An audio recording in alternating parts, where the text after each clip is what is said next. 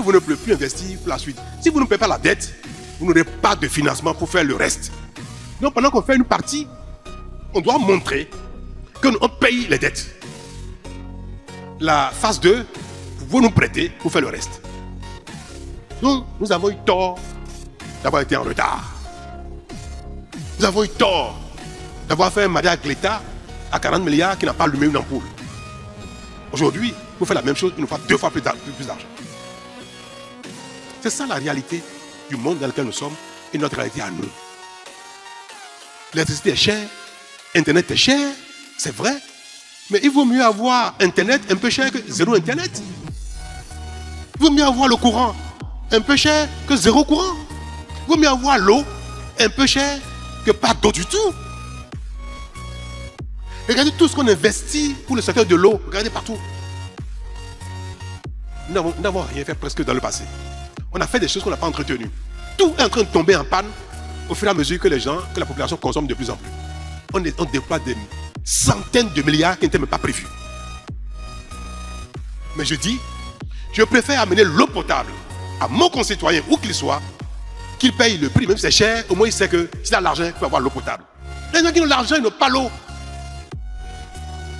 Donc la notion de prix, cher pour l'eau, pour les péages, pour les routes, pour l'électricité, pour Internet, nous devons savoir que c'est ce que j'appelle serrer la ceinture. Serrer la ceinture, ce n'est pas le fait que quelqu'un ne soit pas payé de son argent, de ce qu'on lui doit, de son salaire, qu'on en prenne à quelqu'un plus qu'il n'en faut. C'est aussi capable de payer le péage, parce qu'en payant le péage, on peut entretenir les routes. On peut construire d'autres routes avec ça. En payant l'électricité, même si c'est un peu cher, ça nous permet d'avoir le courant, de l'amener plus loin pour les autres qui n'ont pas encore de courant et d'améliorer la qualité du courant. Payer l'Internet un peu plus cher, ça nous permet d'avoir la qualité qu'il faut et aussi d'envoyer l'Internet partout dans le pays. Parce qu'il faut de l'argent pour le faire. Et qui va payer, ce n'est pas nous. Donc le prix que nous payons, même cher, est destiné à satisfaire les besoins que nous avons. C'est notre moyen de financer l'investissement et de financer l'exploitation, de financer l'entretien. Moi, ce que j'aimerais, on va dire, faisons tout pour améliorer la qualité de l'Internet. Faisons tout pour qu'il y ait de l'Internet partout. Faisons tout pour qu'il y ait du courant partout, qu'il y ait de l'eau partout. C'est un nouveau deal que je veux, avec vous aujourd'hui, convenir et signer. Un deal nouveau, qui est que, même si c'est cher, on veut le faire. Même si c'est cher, le Bénin veut avoir l'Internet partout. Même s'il est cher, le Bénin veut avoir le courant partout. Mais c'est ça l'indépendance. C'est ça la souveraineté. C'est ça.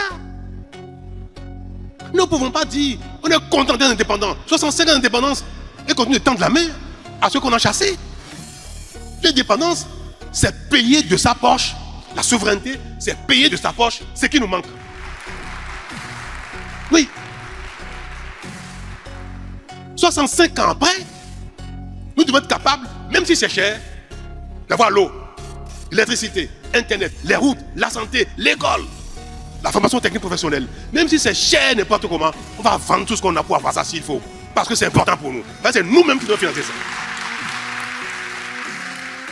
Et si on ne le fait pas, on n'aura jamais. Ce qui nous a manqué aujourd'hui, manquera à nos enfants. Ce qui nous manquera aujourd'hui, manquera à nos petits-enfants. Si nous refusons de faire les efforts qu'il faut. Ça va limiter notre développement de notre entreprise, de notre PME, de notre atelier, ça va limiter le développement. Mais si on réussit à le faire en qualité, et que aussi le courant va partout dans les plus petits villages, les gens ne seront plus tenus de venir à côté de nous travailler parce qu'eux aussi ont le courant là-bas. Et je vais me développer moins parce que je peux être le courant. Et mon enfant, mon frère qui est au village, il va lui aussi se développer. Parce que j'ai payé cher le courant, mais ça a permis de l'amener le courant à lui aussi. Il va se développer. C'est ça, la dynamique communautaire. C'est ça la souveraineté. C'est ça l'indépendance. C'est ça la souveraineté. Est-ce que 65 ans après, nous sommes sur la bonne voie pour satisfaire tous nos besoins, avec nos efforts, avec nos salaires, même si c'est dur. On va chanter souveraineté, indépendance, fêter, danser pour ça, alors que ce que ça signifie, ce que ça traduit, nous nous éloignons de ça tout le temps. Nous n'en faisons aucun effort.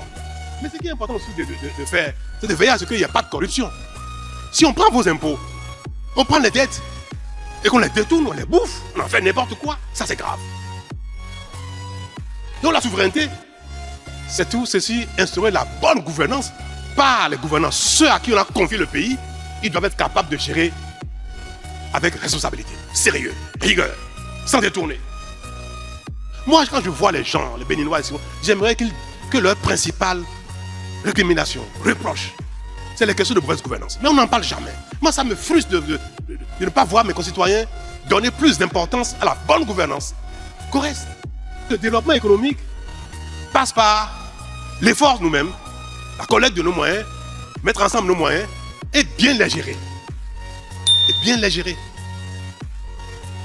Donc, lutter contre la corruption, lutter contre la mauvaise gouvernance et critiquer, faire attention, réprimer les détournements des ressources. C'est dans cela que je voudrais vous rassurer de ce que la loi conclut.